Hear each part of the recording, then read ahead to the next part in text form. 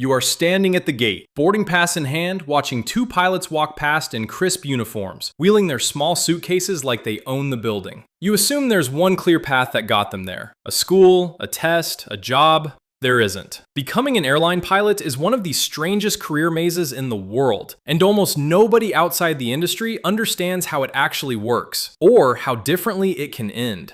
Here's the first thing that surprises people. There are two completely different roads to that cockpit, and they barely resemble each other. One path you fund entirely yourself, sometimes spending more than the cost of a house before you've ever been paid a single dollar to fly. The other path, an airline funds you, trains you, and hands you a job before you finished paying for it. Same destination, wildly different journeys, and wildly different endings. Start with the self-funded route because it's the one most people picture first. You begin with a private pilot license, usually called a PPL. This lets you fly a small aircraft alone in good weather for fun. It does not let you get paid. Think of it as a learner's permit that only works on sunny days with no passengers who matter. From there, most people log what's called hour building. You need a minimum number of flight hours before you can move forward, so you spend months renting small planes and flying loops around the same airfield, racking up time in your logbook like currency. Then comes the commercial pilot license, the CPL, which finally lets you fly for money. Alongside it, you typically add an instrument rating, which certifies you to fly using only your cockpit instruments, in clouds, at night, when you genuinely cannot see the ground. But none of that makes you airline ready yet. To fly a commercial jet, you eventually need an airline transport pilot license, the ATPL, requiring a mountain of written theory exams covering meteorology, aircraft systems, and air law. Here, the self-funded path splits again. Some choose an integrated course, nicknamed Zero to Hero, where an academy takes you from zero experience straight through to a frozen ATPL in one continuous, expensive package, often over $100,000. Others choose the modular route, completing each license separately on their own schedule, slower but sometimes cheaper. And here's the part almost nobody warns you about. Even after spending that much money, you still aren't automatically employable. You need a type rating, certifying you to fly one specific aircraft model, like an Airbus A320 or a Boeing 737. Without an airline behind you, you often pay for that yourself too, tens of thousands more, before anyone will even consider hiring you. Would you keep spending at that point with no guaranteed job waiting? Many do, because stopping now means walking away from everything already invested. Now compare that to the second path entirely. Instead of funding your own training from day one, you apply directly to an airline's cadet program. Airlines like EasyJet, British Airways, Lufthansa, and Air France run structured pipelines designed to produce pilots who fit their own fleet and culture. You go through a selection process, often more competitive than getting into a top university, involving psychometric testing, simulator assessments, and multiple interview rounds. If accepted, the airline typically funds or co-funds your entire training, including your type rating, and guarantees you a job at the end, assuming you pass every stage. Fewer years wondering if you'll ever get hired. A contract waiting before you've even finished training. Except there's a catch. Many sponsored programs aren't fully free. The airline lends you the training cost, sometimes over $100,000, structured as a bond. You repay it gradually through salary deductions over several years, and if you leave early, you may owe the remaining balance immediately. It isn't a gift. It's a loan with your future paycheck as collateral, dressed up as an opportunity. And which airline you land at changes everything else that follows. Not all cockpits pay the same or feel the same. There's a clear, if unspoken, tier system in this industry. At the top sit carriers like Emirates, Qatar Airways, or Singapore Airlines, offering high salaries, often tax-free, plus housing and benefits, prestige, and long international routes. But they rarely hire brand new pilots. They want experience already logged elsewhere first, usually several years and several thousand flight hours, before they'll even review an application. Below that sit the high-volume budget carriers, names like Ryanair or Wizz Air, which hire new pilots far more readily but with lower starting pay, packed schedules, and bases that can shift with little warning,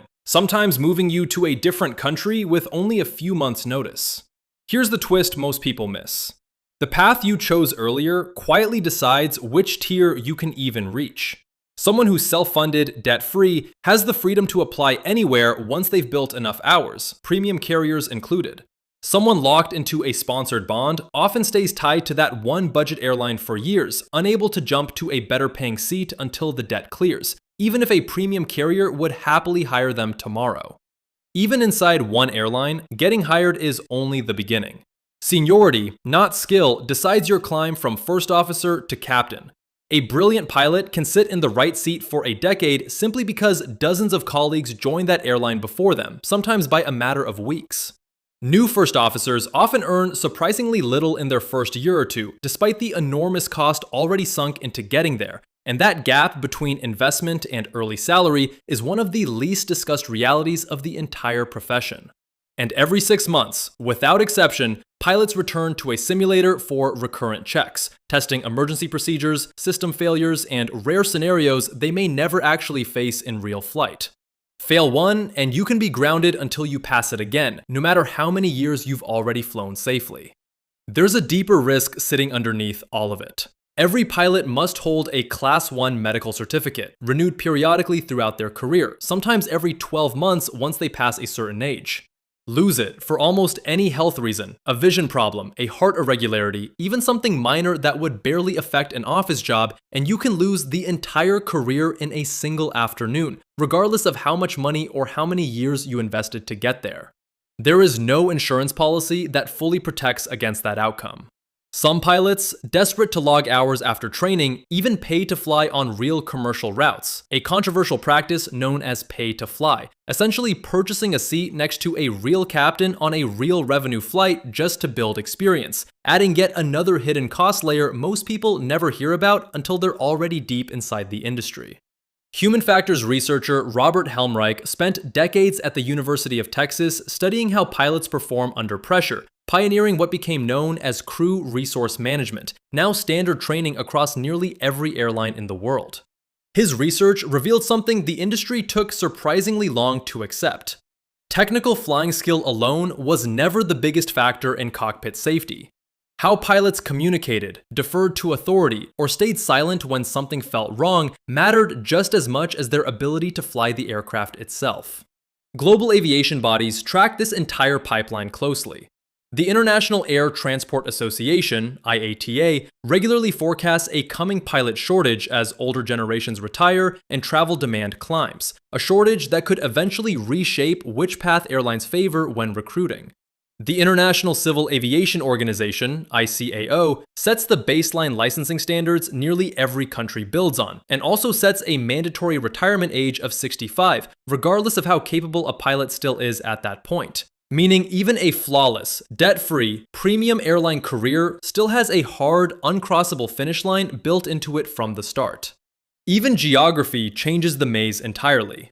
In the United States, most pilots build hours as flight instructors before moving to regional airlines, bound by a federal rule requiring 1,500 flight hours before flying for a major carrier, a slower, hour-hungry structure very different from the European path built around integrated schools and cadet programs, where fewer raw hours are required but the financial stakes up front are often far higher.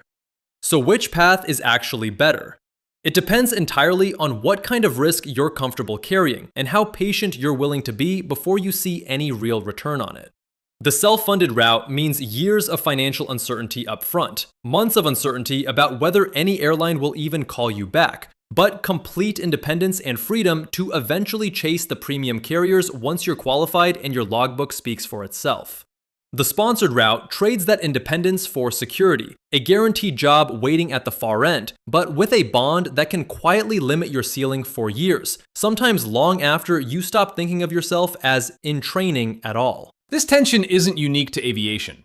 Anytime someone offers to fund your path forward, a scholarship, a company-sponsored certification, a cadet program like this one, the real question is never just, how much does this cost me? It's, what do I owe and to whom once I say yes, and how long until I'm actually free of it? Think back to that gate, watching those two pilots walk past. One may have spent a decade slowly self-funding every license, arriving debt-free and free to apply anywhere, premium airlines included. The other may have been selected at 22, trained on the airline's dime, and is now 3 years into a 5-year bond at a budget carrier, technically employed, but still years from full freedom, and still a decade from ever sitting in the left seat. Both are flying today. Neither path was the easy one, and neither one is finished paying for it yet. Next time you board a flight and glance toward the cockpit door, remember the person on the other side didn't follow one clear road to get there. They chose between different kinds of expensive, each disguised as a shortcut in its own way. And the tier of airline they ended up flying for was often decided years earlier than anyone told them it would be. Whatever ladder you're climbing in your own life, it's worth asking the same question they eventually had to answer. Not just what this costs you now, but what it's still quietly costing you 5 years from now, long after the excitement of saying yes has worn off.